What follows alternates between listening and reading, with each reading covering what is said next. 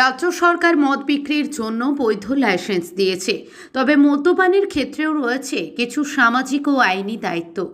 নিরাপদ স্থানে মদ্যপান করা এবং মদ খেয়ে রাস্তায় বেরিয়ে সাধারণ মানুষের নিরাপত্তা বিঘ্নিত না করা।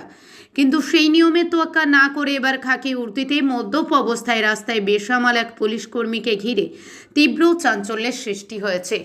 ঘটনাটি ত্রিপুরার ঊনকোটি জেলার কৈলাসহরের ইরানি থানার আশেপাশের এলাকার বলে জানা গেছে। ভাইরাল হওয়া একটি ভিডিওতে খাকি উর্দি পরিহিত এক এসপিও জওয়ানকে মদ্যপ অবস্থায় সদর প্রধান সড়কে চলাফেরা করতে দেখা যায়। নেশার ঘোরে তিনি ঠিকমতো ভারসাম্য রাখতে পারছিলেন না বলে অভিযোগ। জানা গেছে ওই ব্যক্তি ইরানি থানায় কর্মরত এসপিও জওয়ান। ইতিমধ্যেই ঘটনাটির ভিডিও সামাজিক মাধ্যমে ছড়িয়ে পড়েছে।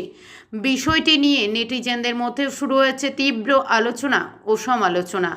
সাধারণ মানুষের ক্ষেত্রে মদ্যপ অবস্থায় রাস্তায় বের হলে আইন শৃঙ্খলা রক্ষাকারী বাহিনী ব্যবস্থা নেয়, অথচ একজন পুলিশকর্মী খাকি উর্দি পরে প্রকাশ্যে মদ্যপ অবস্থায় রাস্তায় ঘুরে বেড়ালে তার বিরুদ্ধে কী পদক্ষেপ নেওয়া হবে এখন সেটাই বড় প্রশ্ন।